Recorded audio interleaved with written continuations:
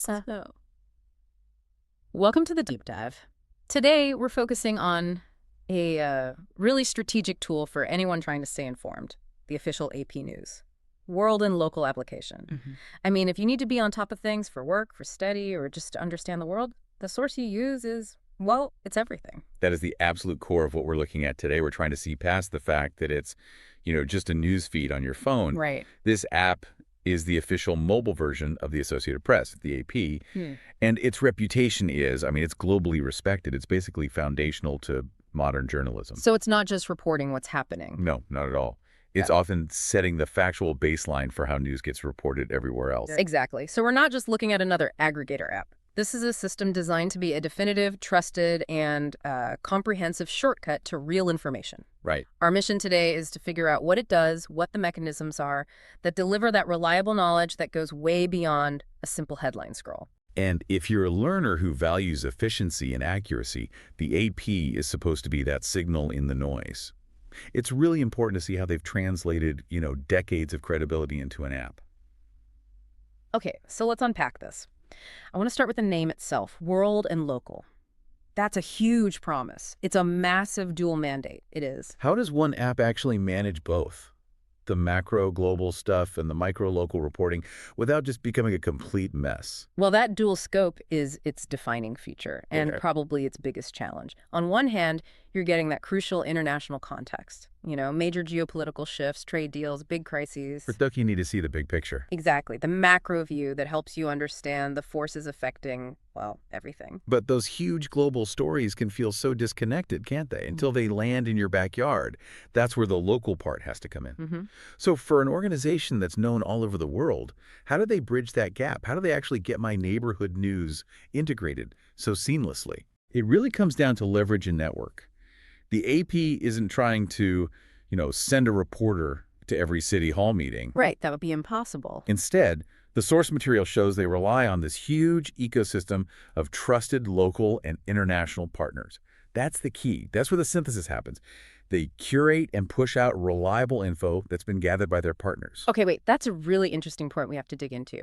If they're using partners for local news, how do you, the user, know that that local content meets the same unbiased standard AP is famous for? That's the critical question. Doesn't relying on third parties create a risk of diluting that signature AP neutrality? It's a huge challenge they have to manage, absolutely. The synthesis isn't just, grabbing links. It requires this layer of vetting. So there's the filter. Exactly. Now, the sources don't detail the entire internal process, but the implication of the AP name being on it is that those partners have met a certain standard of quality and neutrality before their stuff gets into the app. So it's like an editorial stamp of approval? Right. That's it. It guarantees a baseline of factuality, even if the reporting started somewhere else locally. So they're leveraging local expertise, but running it through their own filter for objectivity. Yeah. That ensures you get the depth without sacrificing the integrity. Precisely. And for you, the user, it just means less fragmentation. You don't need one app for global news and another for what's happening in your state. It's all consolidated. Okay, now let's talk speed. In today's world, a 2-hour delay can change everything. So for someone who really needs to be on the ball, how reliable is this app for breaking news compared to, say, the chaos of social media alerts? The app is engineered for that. It's designed to be a reliable source for real-time alerts.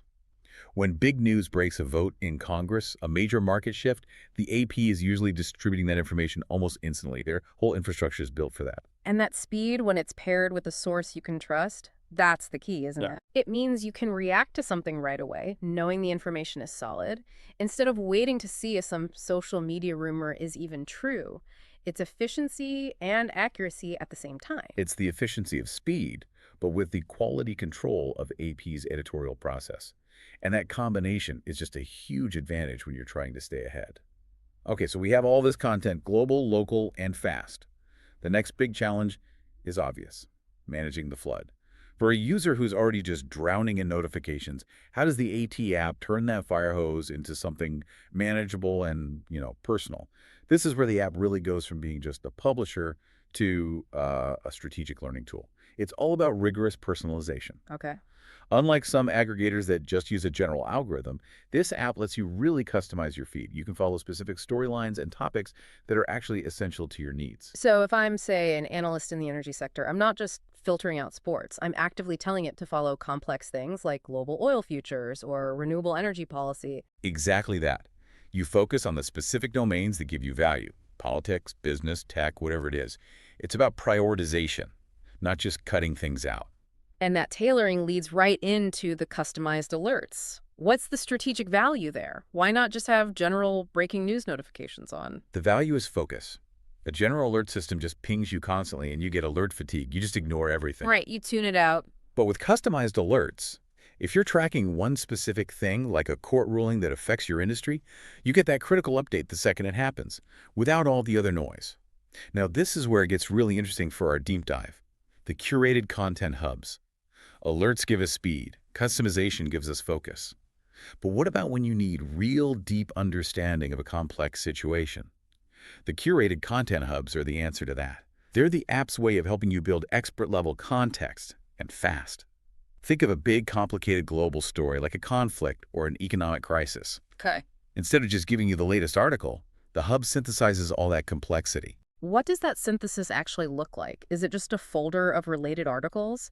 Because a search engine can do that. No, it's much deeper. The hub takes a major storyline and it gives you the architecture for understanding it.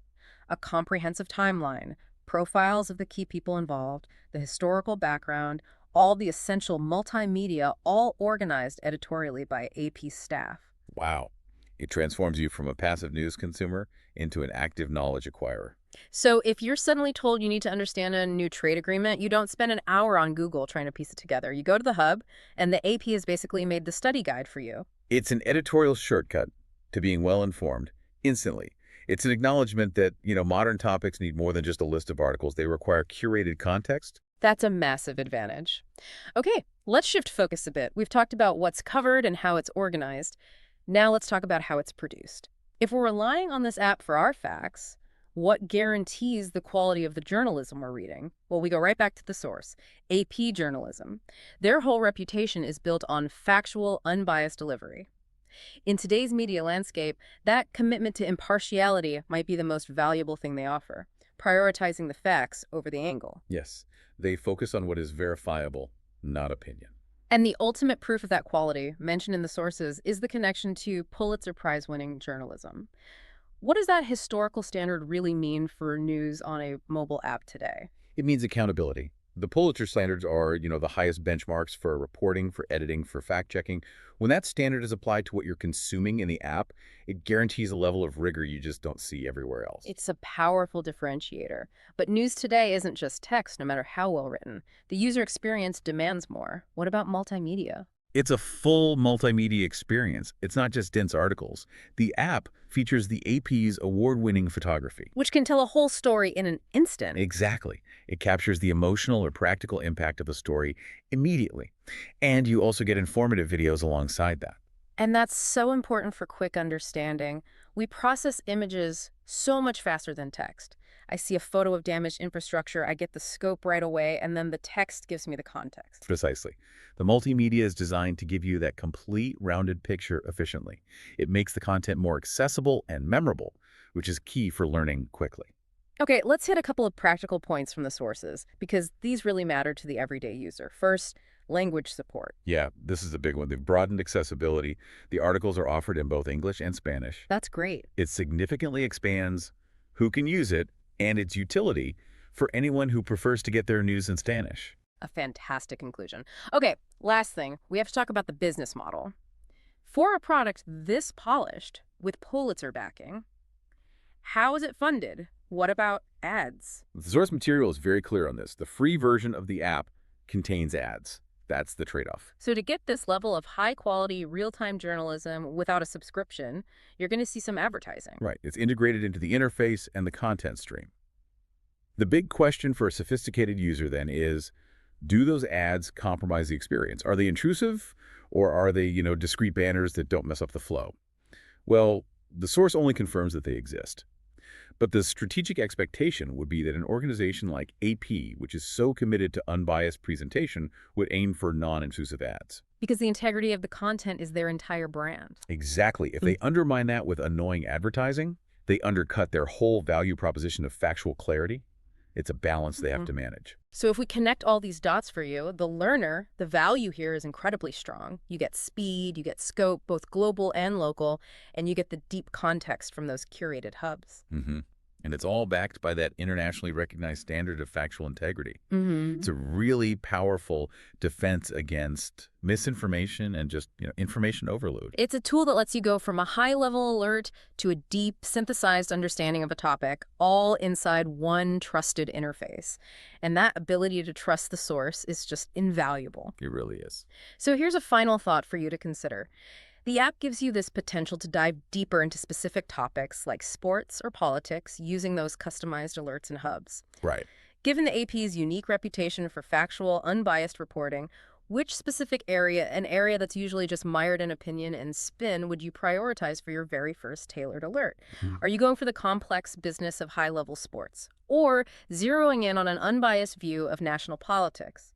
Think about how you'll apply that trusted knowledge base right away. That's a good question. Something to mull over until our next deep dive.